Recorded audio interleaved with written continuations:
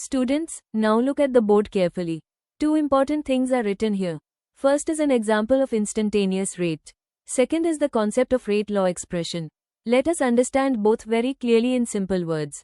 Part 1. Instantaneous rate example. The question says that concentration depends on time.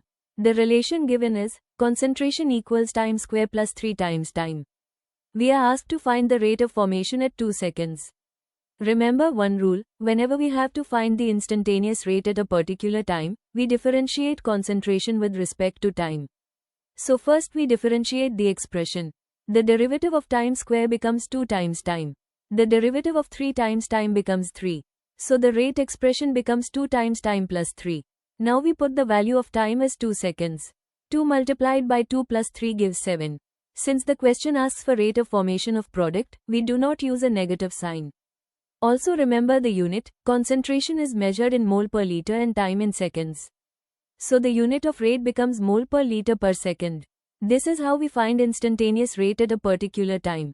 Part 2. Rate law expression. Now look at the second part of the board. Rate law expression means writing the rate of reaction in mathematical form using the concentration of reactants. Suppose a reaction is A reacts with B to form products. We first say rate is proportional to concentration of A raised to some power and concentration of B raised to some power. To remove the proportional sign, we introduce a constant called K, so the rate becomes equal to K multiplied by concentration of A to some power and concentration of B to some power. Very important point here, these powers are not taken from the balanced chemical equation.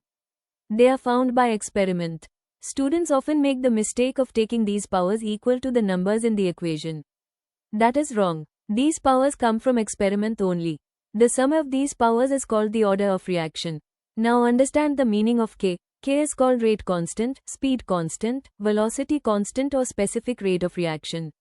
When the concentration of all reactants is taken as 1, the rate of reaction becomes equal to K. That is why K is called the rate constant. Connection between both parts. In the first example, we use differentiation to find rate from concentration. In rate law, we express rate mathematically in terms of concentration. So in both cases, rate is connected to concentration through mathematics. Final lines to remember for full marks. Instantaneous rate is found by differentiation.